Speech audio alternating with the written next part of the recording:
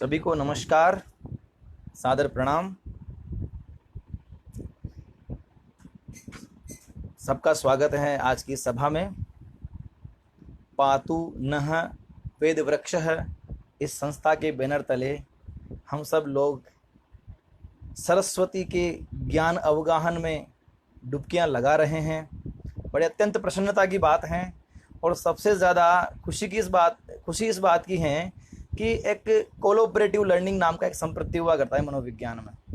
परस्पर सहकार भाव से परस्पर सहकार भाव से हम सब लोग आपस में एक दूसरे को सीखते सिखाते चले जा रहे हैं। वैसे तो ये लॉकडाउन का जो संप्रत्यय है, जिसमें बहुत कुछ हमने सीखा है, क्योंकि हमने सीखने की नई नई विधाओं को देखा है, महसूस किया है। और ये जो हमारी संस्था है, एक फेसबुक फोरम है, इस फोरम के जो संवाहक हैं आदरणीय श्री प्रकाश रंजन जी मिश्र जी, उनको बहुत बहुत धन्यवाद देना चाहूँगा। कम से कम हमें इस प्रकार से जोड़ करके जो कुछ भी हमारा एक तुच्छ योगदान है, इस शिक्षा जगत में जो कुछ हम कर सकते हैं, हमारी कर्मण्यता है, उसको प्रकाशित करने का अवसर दिया हमको। अपनी बात को प्रारंभ करने से पहले मैं श्रीमद् भागवत का एक श्लोक है, उसका स्मरण करना चाहूँगा, क्योंकि मूल मंत्र वही है जीवन का। सच्चिदानंद रूपाय विश्वोत्पत्त्यादि हेतवः तापत्रये विनाशाय श्री कृष्णाय वयं नुमः। श्री कृष्णाय वयं नुमः। तापत्रय विनाशाय श्री कृष्णाय वयं नुमः। जगत्यस्मिन् प्रायः त्रिविध तापाः सन्ति। सर्वे प्राणिनः इति तापैः संतप्ता सन्ति। अत्रैव जगति समस्यायाः मूलं वर्तते। तापत्रय विनाशाय श्री कृष्णाय वयं नमः। ये तीन ताप जो हैं, इनसे जगत के सब प्राणी संतप्त हैं। आदिदेविक, आदिभौतिक, आध्यात्मिक।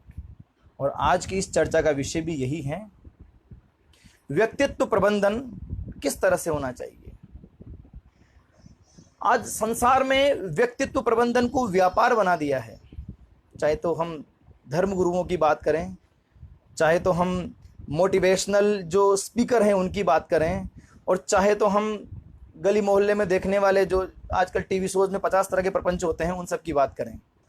तथाकथित लोगों ने जिस व्यक्तित्व प्रबंधन को, जहां की हम स्व से शुरू करते हैं, आत्म से आरंभ होना चाहिए, उस आत्म को ही कहीं ना कहीं निखिल ब्रह्मांड में व्यापार का माध्यम बना दिया है। इस प्रपंचमय जगत में हमें अपने व्यक्तित्व को अपने तरीके से संधारित करना होगा। हमें अपने व्यक्तित्व को अपने तरीके से संजोना होगा। और क्यों न संजोए हम, क्योंकि मनुष्य जो है ना, वो ईश्वरीय प्रसाद है। क्योंकि हम देखते हैं कि हमारा जो व्यक्तित्व है, हमारा जो मनुष्यत्व है, वो अन्य प्राणियों से दो कारणों से भिन्न है। एक तो है हमारी विचार और चिंतन की स्वतंत्रता। हमारे अंदर वैचारिक जो प्रोन्नति है, वो प्रायः अन्य प्राणियों में नहीं है। हमारी चिंतन की स्वतंत्रता है, वो अन्य प्राणियों में नहीं है। वो स्वतंत्रता है, हम कि स्वतंत्र चिंतन कर सकते हैं। हमारे विचारों को हम कहीं ना कहीं एक दिशा दे सकते हैं, विचारों को हम कार्यशीलता में परिवर्तित कर सकते हैं। उस प्रकार का जो हमारा आंतरिक भाव है, वो भाव हमें अन्य प्राणियों से अलग करता है। और दूसरी और महत्वपूर्ण बात है कर्म की स्वायत्तता। जैसे जैसे हमारे विचार प्रौढ़ होते हैं, प्रोन्नत होते हैं, कहीं ना कहीं हमारी कर्म की स्वायत्तता भी हम ही निर्धारित करते हैं, उसके नियंता भी हम ही हैं, उसके निर्माता भी हम ही हैं। तो कहीं ना कहीं ये दो महत्वपूर्ण बातें होती हैं। और जीवन का जो स्रोत है, वो जीवन ही होता है, क्योंकि यह जीवन स्वाभाविकता से परिपूर्ण है, भगवत्ता से परिपूर्ण है। और क्यों न हो, क्योंकि स्वाभाविकता जो है, सहजता जो है, वो स्व का भाव है। सिगमंड फ्राइड जैसे मनोवैज्ञानिक, ओलपोर्ट जैसे मनोवैज्ञानिक, और भी पाश्चात्य मनोवैज्ञानिकों ने भी कहीं ना कहीं इसी व्यक्तित्व को इसी प्रकार परिभाषित करने का प्रयास किया था। मुझे आलपोर्ट की वो बात याद आती है। वो कहता है, व्हाट इज पर्सनालिटी? पर्सनालिटी है क्या? वो बताते हैं कि पर्सनालिटी व्यक्तित्व के उन मनोदेहिक गुणों का गत्यात्मक संगठन है जिसे वह अपने वातावरण से संगठित करता है, अनुकूलित करता है, एजिमुलेट करता है वो। तो यहां पर जो दो बात कह रहा है एलपोर्ट, मनोदेहिक गुणों का गत्यात्मक संगठन जिससे वह अपने वातावरण से सामंजस्य बनाता है। तो यहां पर जो बात कही है मनोदेहिक, साइको फिजिक, और हमारा भारतीय शास्त्र भी यही कहता है, क्योंकि हम कर्मानुबंधिनी मनुष्य लोके, कर्मों से बंधे हुए हैं। और ये जो कर्मानुबंधिनी भाव है ना, ये क्रियाशीलता हमारी भौतिक व्यवहार और मानसता हमारा आंतस व्यवहार है। तो कहीं ना कहीं ये जो दो व्यवहार हैं, इन व्यवहारों को देखने के लिए हमको ये सब जितने भी प्रकार के, जितने भी जो पाश्चात्य विदूषक हुए हैं, वो चिंतक हुए हैं, मतलब फिलोसोफर और साइकोलॉजिस्ट हुए हैं, उन्होंने कहीं ना कहीं इन्हीं बातों को महसूस किया है जो कि हमारी भारतीयता में ओतप्रोत हैं। और इन चीजों को बनाने के लिए देखिए, आप विषय की गहराई पर अगर हम जाते हैं कि पर्सनालिटी को कैसे मैनेज करें, how to manage myself, तो हमें जो महत्वपूर्ण बात आती है ना, वो विचार को लेकर के आती है। कहीं ना कहीं अल्टीमेटली हम हमारे थॉट्स को एक इस बिंदु रूप में देखेंगे, उस विचार को हम मूर्त रूप करने की प्रयास करेंगे, तो देखेंगे कि कहीं ना कहीं हम जो हैं, हमारे व्यक्तित्व को प्रबंधित करने में स्वयं के विचारों को महत्वपूर्ण बनाना होगा, स्वयं को विचारों को सिद्ध करना होगा। और इसीलिए विचारों की शुचिता पर हमारी भारतीय दृष्टि में कहा है, तन्मे मनस शिव संकल्प मस्तु, हमारे जो संकल्प है ना वो कल्याणकारी हो। कल्याणकारी से अभिप्राय यहाँ पर है कि हम छल छद्म पाखंड झूठ, इन सब तमाम प्रकार के जो मोह ईर्ष्या मात्सर्य जो दुर्गुण है ना, इनसे दूर हो जाएं और हमारे मन में एक शुचिता हो, पवित्रता हो, एक उदात्तता हो, एक ऐसा प्रवाह हो जिसमें हम शुभ ही शुभ सोचें। हमारा चिंतन कहीं ना कहीं एक प्रकार से इतना उन्नत हो, इतना प्रोन्नत हो कि हम चिंतन में भी उन सब नैराश्यवादी, उन सब उन सब विचारों को, उन भावनाओं को न लाएं जो कि कहीं ना कहीं हमें अवरुद्ध करती है, बांधती है। क्योंकि हमारा अस्तित्व हमारे विचारों से ही, हम विचारों से ही बनते हैं। हम जो हैं आज हमारी सोच का परिणाम है, और ये हमारी सोच ही हमें भविष्य को निर्मित करने के लिए आधार देती है। तो व्यक्तित्व प्रबंधन में महत्वपूर्ण बात क्या होती है? विचार, चिंतन। उस चिंतन का सृजन जो है हमारा, वो कल्पना भी होती है वहाँ पर मौलिकता भी होती है, और वहाँ पर हमारी नैतिकता भी कहीं ना कहीं जुड़ जाती है। तो इस प्रकार से हम ये देखते हैं, हम महसूस करते हैं कि कहीं ना कहीं हमारा जो विचार है वो हमारे कल को बनाने वाला है, आज को संवारने वाला है। और विचार जो हैं वो स्वयं सिद्ध हैं, क्योंकि विचार आत्मा का भी गुण है। कहीं ना कहीं हमारे विचारों के अंदर हमारी आध्यात्म का जो भाव है वो प्रतिपुष्ट होता है वहाँ पर। क्योंकि यही बात हमारे भागवत में भी अंश रूप में देखने को मिलती है। हम जैसा चिंतन करते, जैसा सोचते हैं, वही हम मूर्त रूप में करते हैं। ब्रह्मविद ब्रह्मेव भवति। अगर हमने आज उत्तम चिंतन किया, ब्रह्ममय चिंतन किया, तो कहीं ना कहीं हम भी ईश्वर बन सकते हैं। ईश्वर से मेरा भाव यहाँ पर उस पद से है, उस प्रोन्नति के आधार से है जिसकी इप्सा हम करते हैं, जिसकी चाह हम करते हैं, जिसकी कामना हम करते हैं, जिसकी लालसा हमको होती है कि कहीं ना कहीं हम एक उन्नत स्तर तक पहुंचे। उन तमाम जिंदगी के इन सब तमाम प्रकार के प्रपंचों से उठ करके जहां पर एक शिखर है, जहां पर सफलता का सोपान है, उस सोपान तक हम गति करें, उस प्रकार की जो भावना होती है वो मेरा ईश्वर है। अर्थात उस पद तक प्राप्त करने के लिए कहीं ना कहीं हमको हमारे विचार को आधार बनाना पड़ेगा।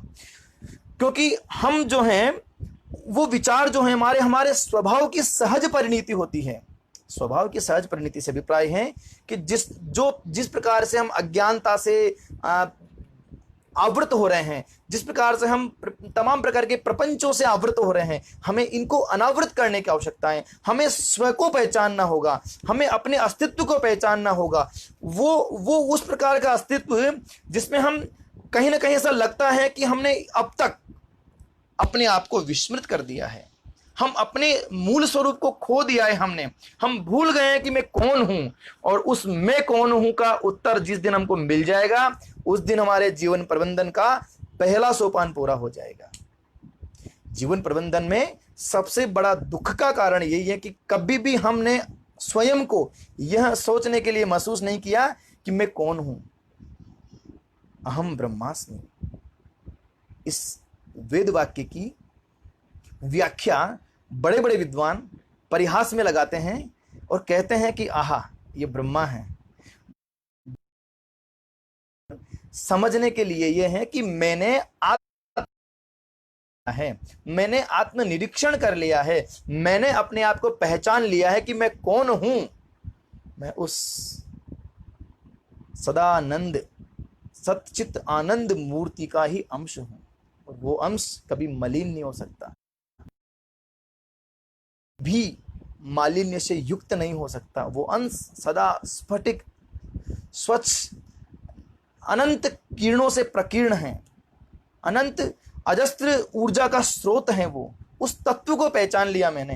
ये सबसे बड़ी बात है आज समझने की। आज के युवा जो हैं, प्रसंग अवान्तर प्रसंग नहीं जाना चाहता मैं, आज के युवा जो हैं वो इस चकाचौंध दुनिया में, इन सत्ताओं के गलियारों में, इन वासनाओं की लिप्साओं में इतना गर्त तक जा चुका है कि वह स्वयं को खोजने की बात देखना तक महसूस नहीं करता है। वो नहीं चाहता है कि मैं अपनों को पहचानूं, मैं अपने अस्तित्व को जानूं, मैं आत्म भाव को महसूस करूं कि मैं कौन हूं। जिस दिन यह उसने जान लिया, जिस दिन वो स्वयं को प्रबंधित कर लेगा, अपने व्यक्तित्व को प्रबंधित कर लेगा और अपनी सारी व्यवस्थाओं को प्रबंधित कर लेगा। यहां पर देखने वाली बात है स्वयं को जानना, अर्थात मेरा भाव यह है यहां पर स्वयं की योग्यताओं को पहचानना, स्वयं की क्षमताओं को पहचानना, स्वयं की अभियोग्यताओं को पहचानना, स्वयं की अभिवृत्तियों को पहचानना, स्वयं के सब प्रकार के जितने भी गुण कौशल हैं, आपकी कर्म कुशलताएं हैं, आपकी जो आपका एक उत्साह है आपको, उसको पहचानो कि मैं क्या कर सकता हूं, व्हाट कैन आई डू, मैं बना किस लिए हूं, मुझे करना क्या है। जब तक ये स्पष्ट नहीं हो जाते ना हमारे लक्ष्य, तब तक हम किंकर्तव्य विमूढ़ हुए रहते हैं। अतः इस किंकर्तव्य विमूढ़ता से विमोचित होने के लिए हमको आत्म को पहचानना होगा। और दूसरी महत्वपूर्ण बात जो वो ये है कि हम प्रमादी हैं। आत्म को पहचान लिया, जानते हैं, जानामि धर्म प्रवृत्ति, समझता हूं कि मैं ब्रह्म हूं, मतलब मैं प्रोन्नत।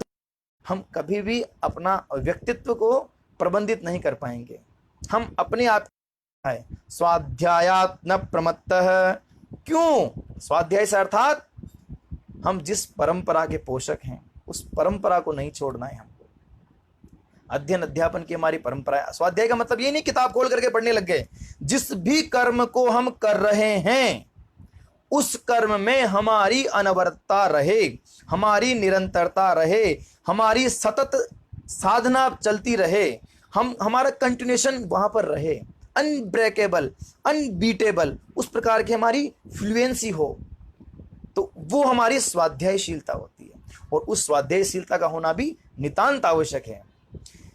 क्योंकि जब भी हमने अपनी स्वाध्यायशीलता को छोड़ा है, भूला है, त्यागा है, तब हम हमारे व्यक्तित्व को पतन की ओर ले गए हैं। इसलिए दूसरी महत्वपूर्ण बात होती है हमको हमारे स्वाध्यायशील व्यवहार को, स्वभाव को, आचरण को, प्रकृति को नहीं छोड़ना है। अनाभ्यास विषम विद्या होती है।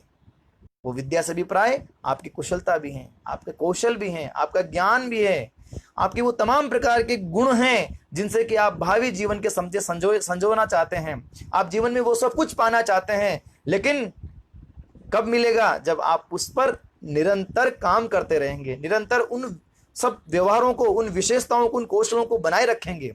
जब भी आप उनको त्यागेंगे, निश्चित रूप से पतन की ओर उन्मुख होने लग जाएंगे। तो उस भाव को रोकने के लिए, जीवन में प्रबंधित करने के लिए हमको स्वाध्यायशीलता का भी नितांत आवश्यक रूप से पालन करना पड़ेगा। क्योंकि सोच और स्वाध्यायशीलता ये दो महत्वपूर्ण बिंदु होते हैं। और यही बातें हमको, इन चीज़ों को बनाने के लिए हमारे साइकोलॉजिस्ट बोलते हैं कि हमारा जो पर्सनालिटी हो ना, हमारी पर्सनालिटी, वो पर्सनालिटी अल्टीमेटली 5 कंपोनेंट बेस है। कैसे? हमको शारीरिक पक्ष हमारा होता है, मानसिक पक्ष हमारा होता है, चारित्रिक पक्ष हमारा होता है, सांवेगिक पक्ष हमारा होता है और सामाजिक पक्ष हमारा होता है। जब भी हमें साधना है, इन 5 घटकों पर ध्यान दे लेंगे हम, तो निश्चित रूप से हमारे अंदर आत्मबल और स्वयं को सिद्ध करने की शक्तियां स्वयमेव संचित होने लग जाएगी। वो तमाम प्रकार के गुण हमारे अंदर सहज स्फूर्त होने लगेंगे। हम सदैव डायनेमिक और एनर्जेटिक महसूस करेंगे अपने आप को, ऊर्जस्विता हमारे आभा मंडल पर दिखेगी, और जो प्रसन्नता है, जो हमारी कार्य के प्रति हमारी लगन है, वो हमें सहज ही एक रोमांच देगी। हमें इस एक प्रकार से यूं कहें तो कि हमें कहीं ना कहीं वो सब चीज़ें हमको इस सहजता से मिलेगी कि हम चाहेंगे कि मेरे लिए असंभव कुछ भी नहीं है। तो वो महत्वपूर्ण होता है इन 5 कंपोनेंट्स को साधने से, सिद्ध करने से। और इन सब के विषय में मतलब अभी का अनुकूल समय नहीं समझता, क्योंकि ये सब चीज़ें वैषयिक हो जाती हैं। वैसे तो ये जो समूह है ये नेट और यूजीसी इत्यादि परीक्षाओं के लिए भी महत्वपूर्ण है। कभी अवान्तर प्रसंग से अवसर मिलेगा तो इन विषयों पर चर्चा रखेंगे कि कैसे कैसे सिद्धि होती है, इन सब चीज़ों के साधने के लिए क्या आवश्यक होता है। तो अगले विषय पर आता हूँ मैं। और एक महत्वपूर्ण बात होती है अवसाद। अवसाद जो है वह अवसाद हमारे व्यवहार में बड़ी सहजता से नहीं होता है। बहुत सारी एक जीवन में हमको जो वांछित हैं, जो हमने सपने संजोए, उनको हम पूरे नहीं कर पाए और हम अवसाद ग्रसित हो गए। बस वहीं से हमारा प्रबंधन बिगड़ जाता है। ऐसा नहीं है कि छोटी छोटी बातों को लेकर के और हम अवसाद में चले गए और कहा कि हमारा जीवन बिगड़ गया। ये सब चीज़ें एक समय आने पर, एक बिंदु, एक आधार बिंदु के आने पर हमें कहीं ना कहीं व्यथित करती है। तो हमें व्यक्तित्व प्रबंधन के लिए सबसे महत्वपूर्ण ये है कि उन विषयों के होने के साथ साथ, उन बातों को सिद्ध करने के साथ साथ हमको अपने अवसाद को कम करना होगा। अब अवसाद जो है वो कहने से कम नहीं हो रहा है महाराज, कि हमने देखा कि ऐसे सोच लिया और अवसाद कम हो गया, क्योंकि जीवन जो है अनंत संभावनाओं का नाम है। और संभावनाएं जहाँ जहाँ होती है वहाँ पर थोड़ी इस तरह की बातें हो जाया करती हैं। तो अवसाद को कम करने के लिए, अवसाद को शून्य करने के लिए, अवसाद को बिल्कुल हटाने के लिए हमको एक बहुत बड़ी पहल करनी होगी हमारे जीवन में। उस पहल का नाम है संवाद। जब हम अवसाद को खत्म कर देंगे, समझ लीजिए हमारा व्यक्तित्व प्रबंधित होने लग जाएगा। और उस अवसाद को खत्म करने के लिए संवाद का नाम है। संवाद बहुत बड़ी शक्ति है इस जीवन में। जिसने भी संवाद को कायम रखा है वो जीवंत रहा है, जीता रहा है, अजय रहा है इस संसार में वो।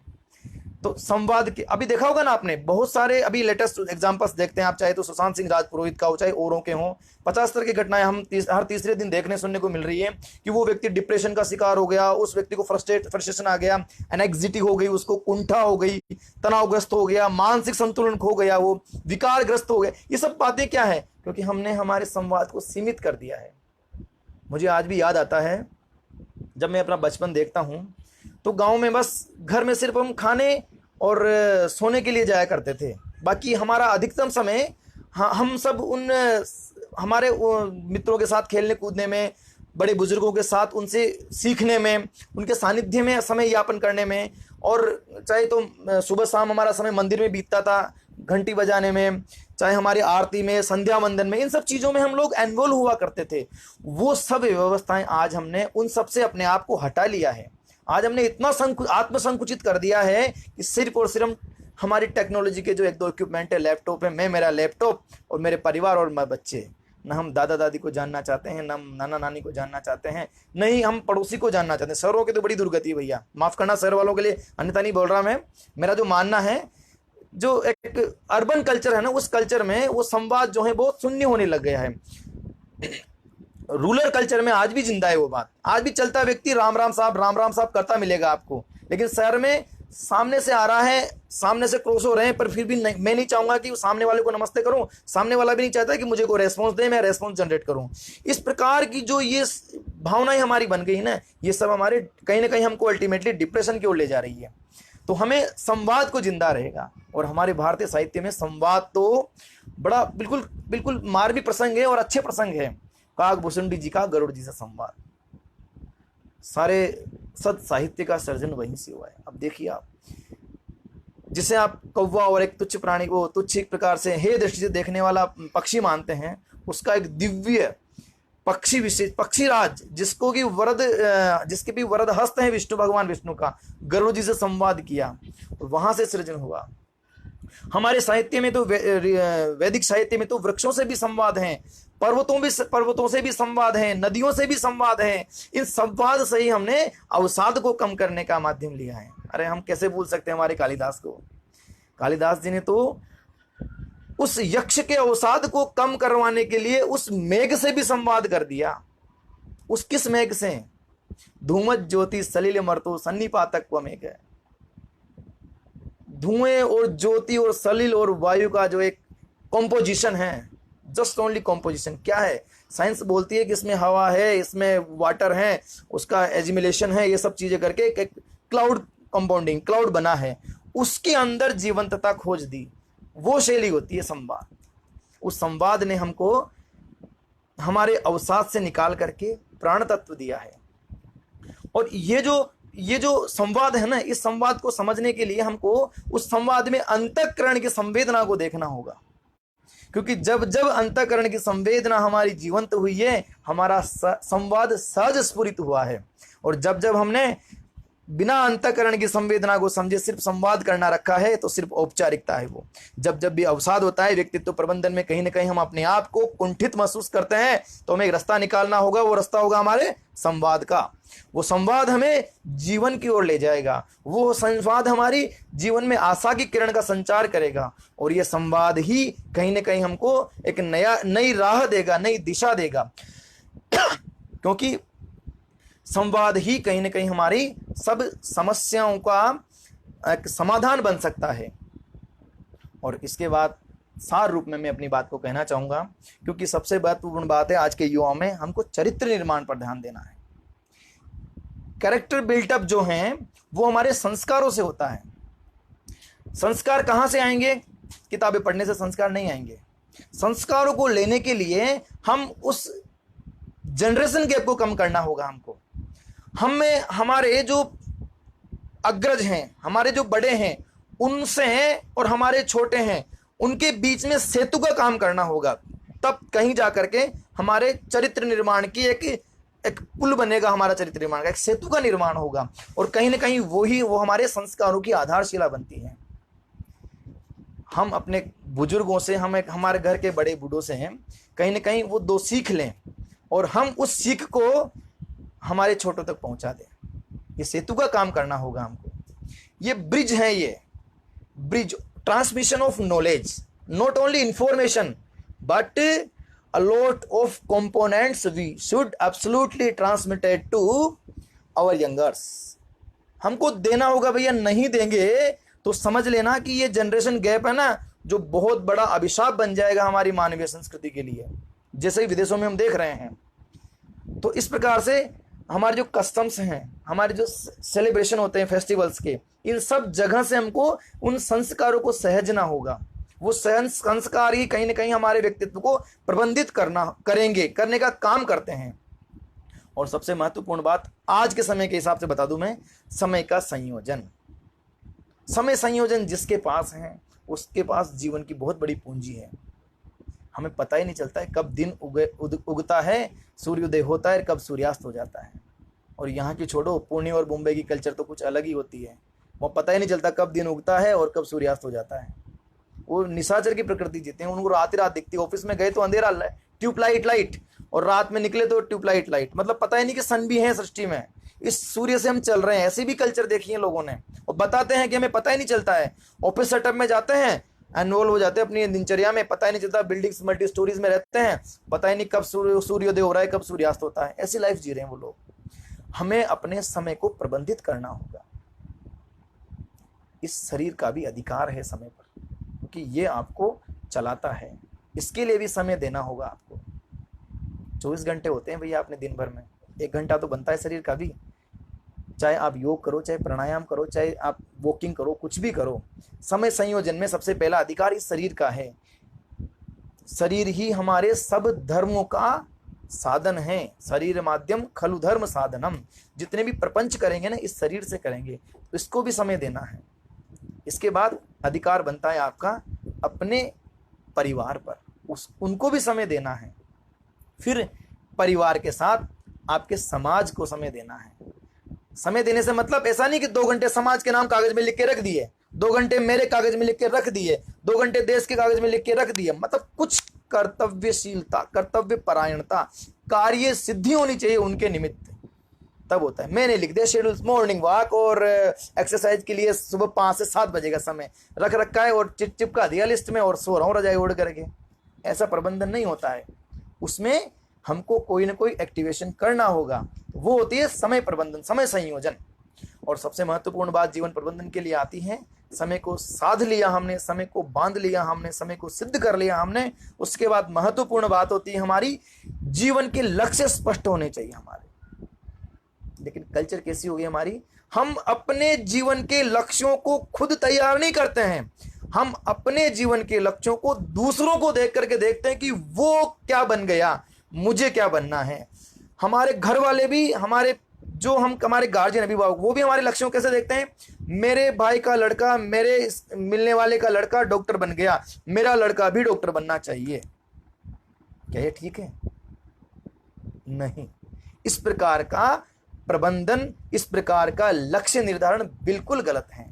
और यही चीजें हमको हमारे व्यक्तित्व प्रबंधन में पिछाड़ देती है, हमको पीछे कर देती है, हमको बैकवर्ड कर देती है, हमको इतना गर्त में ले जाती है सब चीजें कि हम समझ ही नहीं पाते हैं कि हमें करना क्या है। इसलिए अपने जीवन के लक्ष्यों का निर्धारण अपनी योग्यताओं को, अपनी क्षमताओं को, अपनी इच्छाओं को, अपनी वांछाओं को, अपनी जो कुछ भी आपके अंदर है काबिलियत, उस काबिलियत को पहचान करके हमको करना होगा कि आई कैन डू इट, मैं ऐसा कर सकता हूं, मेरी योग्यता ये है, मेरी चाह ये है, मैं ऐसा करना चाहता हूं, मेरे अंदर जुनून है, मेरी क्रिएटिविटी है, मेरी ओरिजिनलिटी है, इससे मुझे जानता हूं ये सब चीजें। तो फिर कहीं जाकर के हमको वो लक्ष्य बनाने चाहिए, अंधानुकरण नहीं करना चाहिए। और हमारे यहाँ तो व्यवस्था ही वैसी थी, भारतीय दर्शन, भारतीय चिंतन हमारे कौशलों को जान करके हमें उस तरह का व्यक्तित्व निर्माण करते थे। बिना कौशल को, बिना हमारी योग्यताओं को परखे अंधानुकरण में जाकर के हमको इस तरह से कभी भी तैयार नहीं किया जाता था। जिसके अंदर योग्यता है वो उस रास्ते में निश्चित रूप से गुरु उनको सन्मुख करते थे, गुरु उनको चलाते थे। और दूसरी बात, इन सब चीजों को बनाने में एक बहुत बड़ी बात होती है अंतरवैयक्तिक संबंध, इंटरपर्सनल रिलेशन। अगर हमने बढ़िया बना दिया तो कहीं ना कहीं हमारा उद्धार होगा। निश्चित रूप से हम समझ पाएंगे कि हमें किस राह चलना है। इंटरपर्सनल रिलेशन में सबसे महत्वपूर्ण बात होती है, आज देखिए, आज हम जिस भी व्यवस्था में हैं, अध्ययन अध्यापन की व्यवस्था में, शिक्षण व्यवस्था में, मायने बहुत बदल गए हैं। मायने बदलने से मेरा भाव यह है कि आज जो स्टूडेंट्स हमारे पास आते हैं ना, जस्ट उनको क्या चाहिए, कोचिंग में बच्चे पढ़ने जाते हैं, कोचिंग में पढ़ने जाते हैं, चाहे गुरु के पास आते हैं, चाहे किसी भी इंस्टीट्यूट में, so and so a lot of students are very good, but कुछ इंस्टीट्यूट ऐसे हैं जहां पर सिर्फ और सिर्फ जो जिनका की व्यवसायीकरण हो चुका है या उस कगार में है या उस पद्धति को फॉलो करते हैं, उस प्रकार वहां पर शिक्षक और उसके बीच में किस प्रकार की प्रणाली विकसित हो रही है कि मुझे तेरे को इतना नॉलेज देना है, मुझे इस नॉलेज की इतनी फीस देनी है। बस वो उस प्रकार का अंतरवैयक्तिक संबंध कभी भी आत्म को सिद्ध करने में, स्व को पहचानने में और कहीं ना कहीं हमारी योग्यता और सामर्थ्य को अभिवर्धित करने में सक्षम नहीं होगा। मुझे कविता याद आती थी, सतयुग के गुरुओं से यदि मैंने ज्ञान लिया होता, कलयुग में गुरु बनकर के अंधा लालच का ना होता। एक बहुत प्रसिद्ध कविता थी। उस कविता में बताया था कि एकलव्य सा होकर के यदि आशीर्वाद लिया होता, मांगे एक अंगूठा पूरा हाथ दिया होता। उस प्रकार की भावनाएं जो हैं आज के बच्चों में नहीं है। अब जो छात्रत्व जो आ रहा है वो छात्रत्व सिर्फ और सिर्फ, सर मेरी ये प्रॉब्लम है, इस प्रॉब्लम का सॉल्यूशन क्या है आपके पास, मुझे दे दीजिए। शिक्षा और शिक्षा का लक्ष्य जो है वो सिर्फ इतना रह गया है। एक कालखंड में हुआ करता था, सा शिक्षा या विमुक्त, हमें मुक्ति दिला दे। आज की शिक्षा हो गई है सा शिक्षा या नियुक्ति है, सर पोस्टिंग मिल जाए बस, बाकी सब भाड़ में जाए। मुक्ति किसे चाहिए, मुक्ति तो हम अपने आप हो लेंगे, मुक्ति का मार्ग तो 50 है हमारे पास, सिर्फ पोस्टिंग मिल जाए हमको, चाहे बीएड करके चपड़ासी बन जाए, पर बन जाए एक बार, गवर्नमेंट का लेबल लग जाए हमारे ऊपर। उस प्रकार की जो प्रकृति है, उस प्रकार की जो सोच है, ये सोच हमारे अंतरवैयक्तिक संबंधों का विपरिणाम है। तो हमें इस प्रकार से हमारे इंटरपर्सनल रिलेशन को भी सॉलिड करना होगा, बनाना होगा, ठीक करना होगा, सुधारना होगा। और एक सबसे बड़ी महत्वपूर्ण बात यह है, युवाओं में, युवा वर्ग में निरुत्साह का संचार है। कुछ ऐसे कारण रहे हैं आजकल तो एक रिसर्च का विषय रहा है कि क्यों ऐसा हो रहा है। तो एक आपने देखा होगा, बहुत सारी मूवीज भी तो बनी है, एडिक्शन जो है हमारे, इस एडिक्शन की वजह से, एडिक्शन को बोले तो दुर्व्यसन, इस दुर्व्यसन की वजह से कहीं ना कहीं हमने, है ना, हमारी इस पीढ़ी को इस एक निरुत्साह के उस कीचड़ में धकेल दिया है। हम नहीं उसको मॉनिटर कर पा रहे हैं, हम नहीं समझ पा रहे हैं उस चीज़ को कि ये कहीं ना कहीं आगे चल कर कहाँ जाएंगे ये। आज वेस्टर्न कल्चर में मुझे याद आता है, स्टडीज पढ़ी थी मैंने, कनेडियन कल्चर में, कनाडा के जो देश है उसमें है, मतलब मोर देन 30-40% पॉपुलेशन जो है यूथ की, वो ड्रग, अफ्रीकन कंट्रीज में भी है, ये बहुत बड़ी प्रॉब्लम है, ड्रग एडिक्टेड होकर के और स्पॉइल्ड हो चुके हैं। वो उनके अंदर उत्साह ही नहीं है। बस जैसे हम देखा होगा ना, हमारे वर्नाकुलर में कहा जाता है कि ये स्मेक ची है, ये नशेड़ी है, ये गांजेड़ी है, भंगेड़ी, ऐसे कह देते हैं हम, कि वो बस अपना नशा करेंगे, मस्त पड़े रहेंगे, अलमस्त होके रहेंगे। उनको मतलब ही नहीं है देश दुनिया में क्या हो रहा है, मुझे क्या करना है, मेरी क्या जिम्मेदारी, मेरी क्या लाइबिलिटी है, उनसे कोई मतलब नहीं उनका। ये हमारी निरुत्साहता। अतः सबसे महत्वपूर्ण बात क्या है, इस निरुत्साह भाव को समाप्त कर नव उत्साह का संचार करना है, तब हमारा जीवन प्रबंधित होगा। और इसके साथ सबसे महत्वपूर्ण बात, हमें अपने कर्तव्य का बोध होना चाहिए। कर्तव्य बोध हो गया, आत्मबोध हमको हो गया, तो निश्चित रूप से हमारी जिजीविषाएं प्रबल हो जाएगी। हम इस सृष्टि के उन सिकरस्त और अधिमान्य प्राणियों में गिने जाएंगे जिनको कि एक स्तर मिल जाता है। और वो पद पाने के बाद, या उस पद को पाने के लिए जो हमारे कर्तव्य बोध हैं, वो हमको अभी ही पता होना चाहिए। आत्मबोध होगा तो निश्चित रूप से व्यक्ति को कर्तव्य बोध करने के लिए तैयार अपने आप हो जाएगा। तो आत्मबोध और कर्तव्य बोध, ये दो बोध जो हैं, वो आप स्वयं को प्रबंधित करने के लिए, व्यक्तित्व को प्रबंधित करने के लिए बहुत ही महत्वपूर्ण है। इन दोनों पक्षों को भी अगर हमने साध लिया, सिद्ध कर लिया, तो निश्चित रूप से हमारा व्यक्तित्व प्रबंधित हो जाएगा। और अंत में मैं अपनी बात कहना चाहूँगा, क्योंकि हमें अपने लिए नहीं जीना है, हमें अपने परिवार के लिए जीना है, हमें अपने समाज के लिए जीना है, हमें अपने राष्ट्र के लिए जीना है। तो राष्ट्रीय लक्ष्यों को, पारिवारिक जिम्मेदारियों को और सामाजिक अवबोध को जागृत करना ही होगा।